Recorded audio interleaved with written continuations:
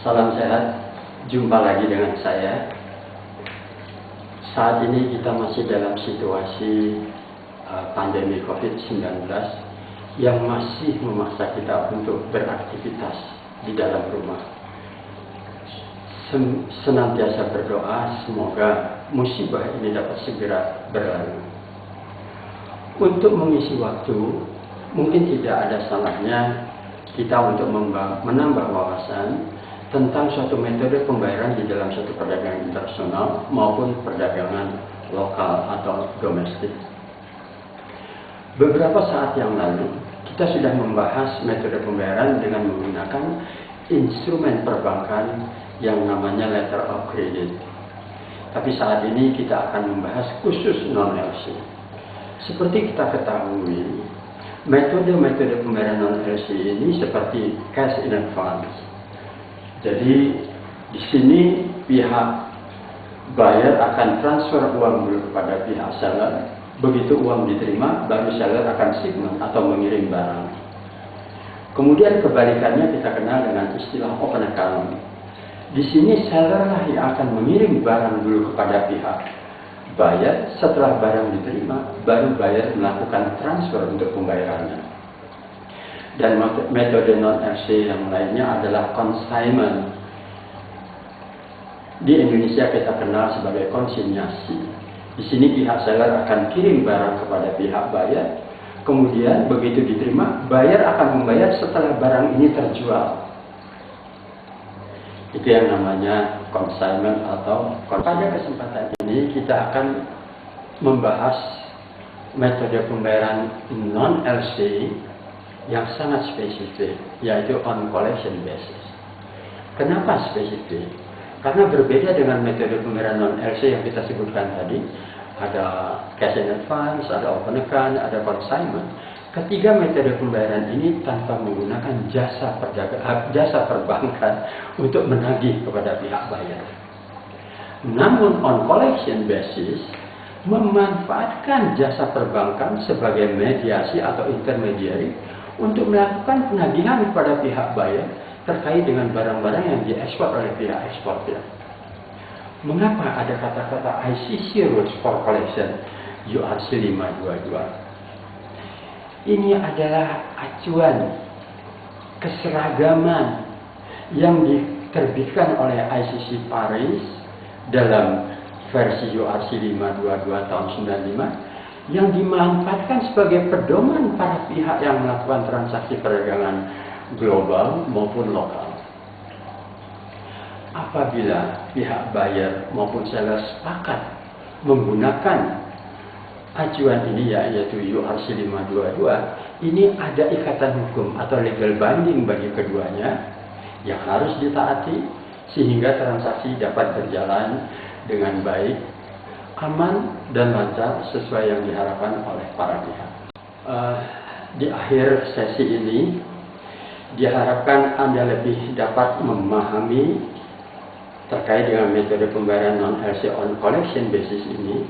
Khususnya kita dapat mengidentifikasi apa sih manfaat serta risiko-risiko yang akan dihadapi oleh seller maupun buyer terkait dengan collection ini, sehingga mereka dapat menjalankan transaksi dengan baik dan nyaman serta aman. Selanjutnya mari kita ikuti pembahasan singkat ini. Aplikasi daripada URC 522 adalah aturan yang seragam mengenai collection revisi tahun 1995. Publikasi ICC nomor 522 ini berlaku untuk semua collection yang aturan-aturannya tertuang pada teks collection instruction, mengikat para pihak terkait kecuali bertentangan dengan ketentuan-ketentuan hukum nasional suatu negara, hukum negara bagian, atau hukum setempat dan atau peraturan yang tidak dapat dikesampingkan. Dalam hal ini, bank-bank tidak wajib menangani collection atau collection instruction atau amanat-amanat lanjutan yang mengikutinya. Oleh karenanya, jika bank memilih untuk tidak menangani collection atau amanat collection yang diterimanya, bank itu harus memberitahu pihak pengirim collection atau amanat collection melalui sarana telekomunikasi atau melalui sarana tercepat yang lainnya dengan segera. Para pihak yang terkait dengan proses metode pembayaran on collection basis. Yang pertama adalah prinsipal, yaitu pihak yang mempercayakan menangani tagihan collection itu kepada suatu bank. Yang kedua, remitting bank. Remitting bank adalah bank yang dipercayakan oleh pihak prinsipal untuk menangani tagihan collection-nya. Yang ketiga adalah collecting bank. Collecting bank adalah bank selain daripada remitting bank yang terkait dengan proses penagihan collection.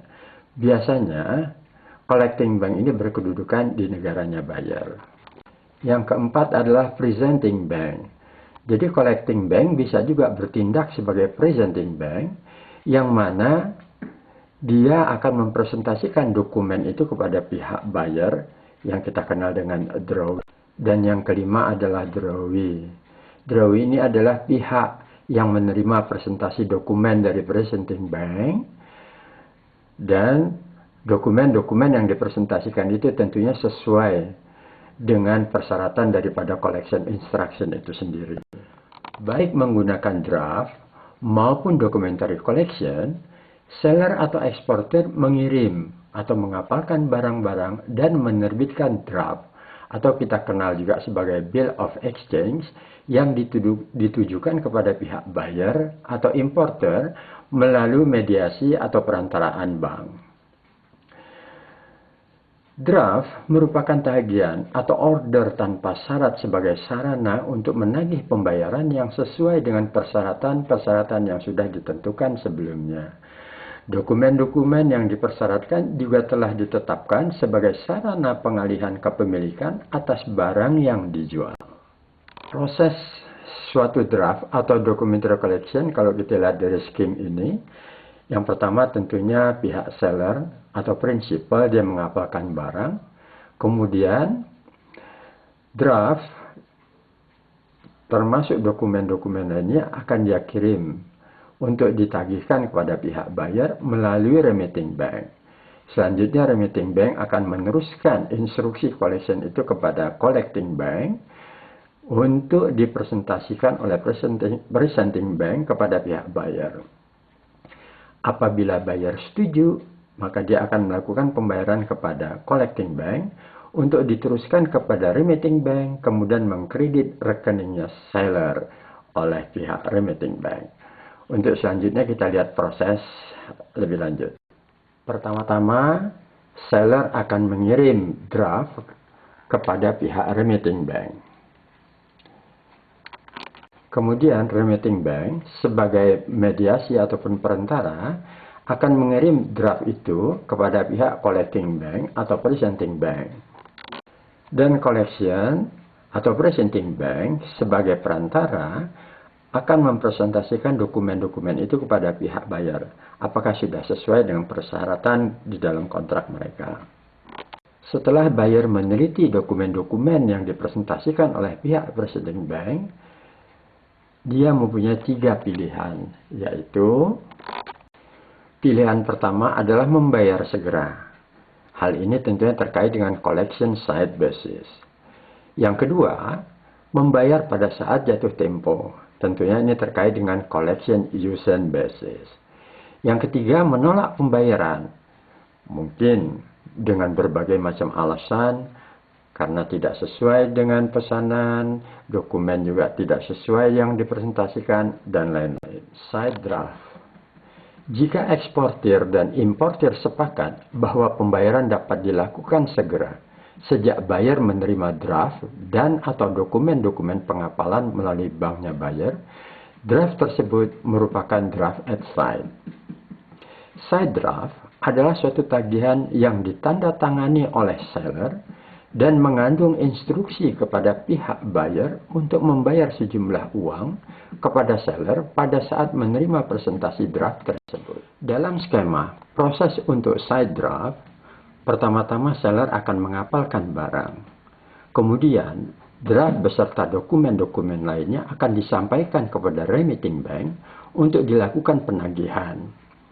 Remitting bank sebagai intermediary akan meneruskan dokumen dan draft itu kepada pihak collecting bank, yang kemudian presenting bank akan mempresentasikan dokumen itu kepada pihak buyer atau drawee. Apabila buyer setuju akan dokumen dan draft yang diterimanya, dia akan melakukan pembayaran melalui collecting bank untuk diteruskan kepada remitting bank. Selanjutnya remitting bank akan mengkredit rekening pihak seller. Time draft atau kita kenal sebagai use and draft. Jika seller memiliki kepercayaan yang tinggi kepada pihak buyer, maka diperkenankan buyer untuk memperoleh barang-barang yang dibelinya sebelum melakukan pembayaran, yang kita sebut sebagai time draft.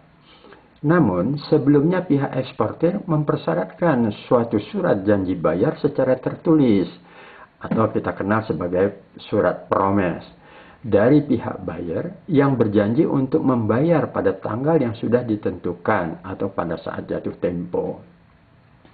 Pada saat bank menerima time draft, bank akan menyerahkan dokumen-dokumen setelah menerima surat promise yang biasa kita kenal dengan buyer's acceptance, yang menyatakan buyer setuju untuk membayar sejumlah uang pada saat jatuh tempo. Hal ini dapat kita lihat skema daripada time draft.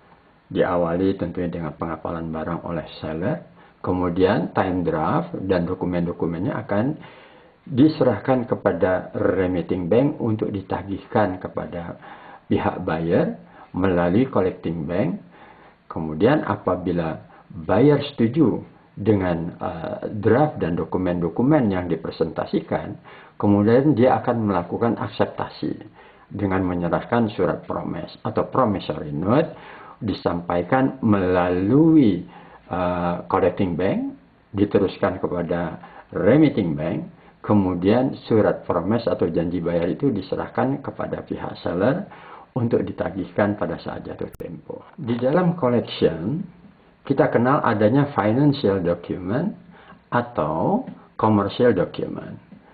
Nah, financial document adalah wesel, promise, cek, atau instrumen-instrumen sejenis lainnya yang digunakan untuk memperoleh pembayaran uang.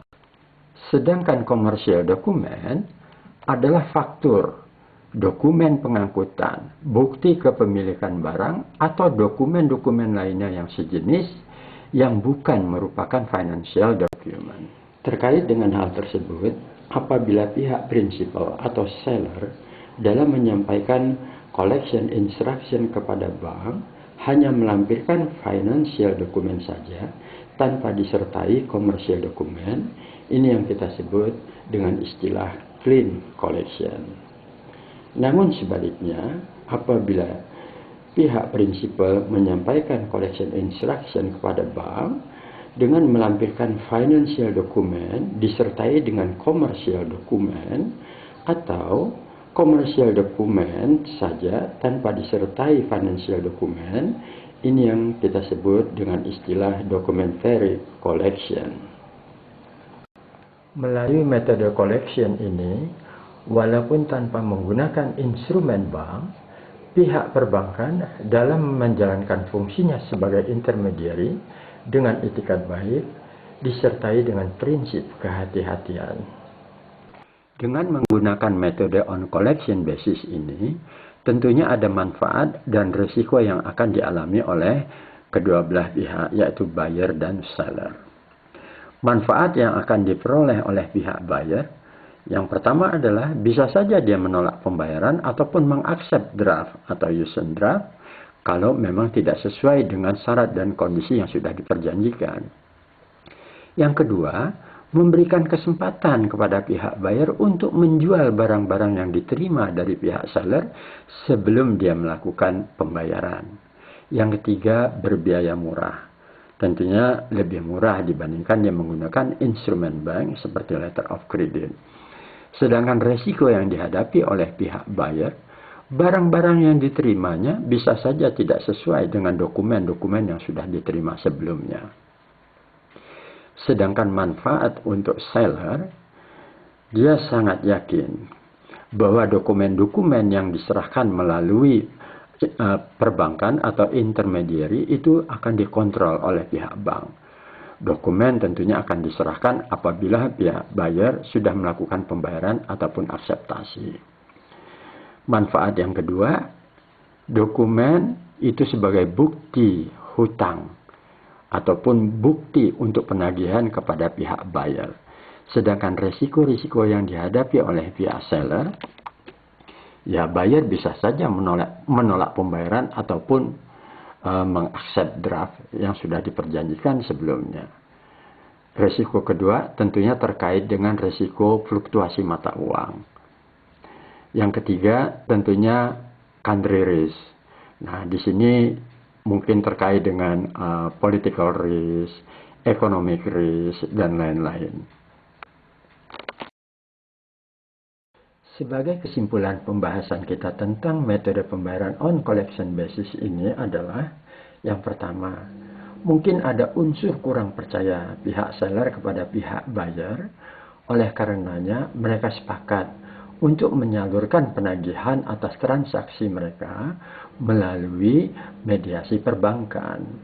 Yang kedua, seller sangat yakin akan kondisi negara pembeli, baik secara political risk maupun dari sisi economic risk. Yang ketiga, seller meyakini bahwa buyer mempunyai likuiditas yang cukup sehingga akan mampu melaksanakan pembayaran terkait dengan barang-barang yang dibeli. Yang keempat, mereka sangat mengandalkan kepada sistem yang sah atau aspek legal yang berlaku. Demikian pembahasan kita tentang metode pembayaran non-LC on collection basis ini. Semoga dapat menambah wawasan dan juga membawa manfaat untuk kita semua. Semoga kita dapat segera beraktivitas secara normal kembali, mudah-mudahan. Mohon maaf apabila ada hal-hal yang kurang berkenan. Terima kasih. Sukses untuk Anda.